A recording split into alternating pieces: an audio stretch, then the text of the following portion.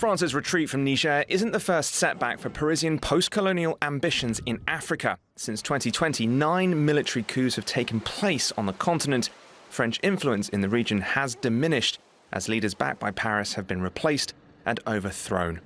Most recently, on August 30th, a military coup in Gabon ousted President and former scion Ali Bongo. He was accused of vote rigging in multiple elections since 2009. France, however, had maintained a close relationship with him, and Emmanuel Macron repeatedly backed him in public.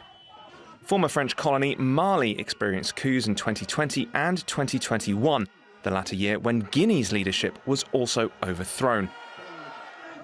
Last year, Burkina Faso had 2 coups, the first in January when anti-French sentiment was clear to see. Then, in October, when the interim president was thrown out, more anger on the streets was directed at France. An embassy security booth in the capital, Ouagadougou, was set on fire. Speaking at the UN General Assembly last week, the country's Minister of State hit out at Parisian policies in the region. When Mali, Burkina Faso, Niger and other countries organized forces to combat terrorism along their common borders, France came out of nowhere to impose their own tool of influence, the G5 Sahel. The French-backed G5 Sahel alliance is a multinational military force in the Western African region.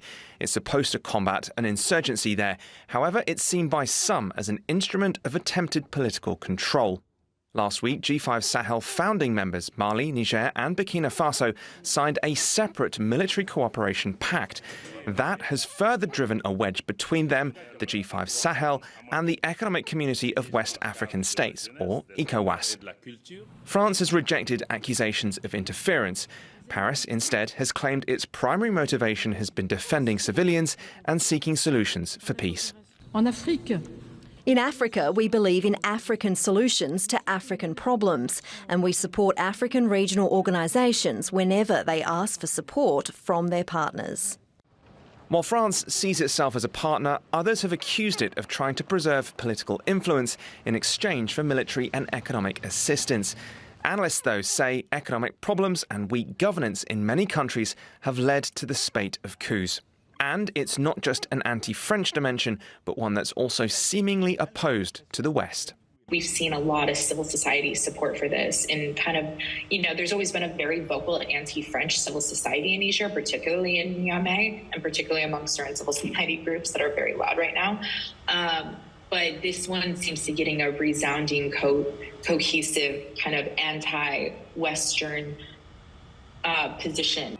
Troops working for the Wagner Group have reportedly offered support throughout the region in recent years. Russian flags have also been seen brandished outside the French embassy in Niamey and elsewhere.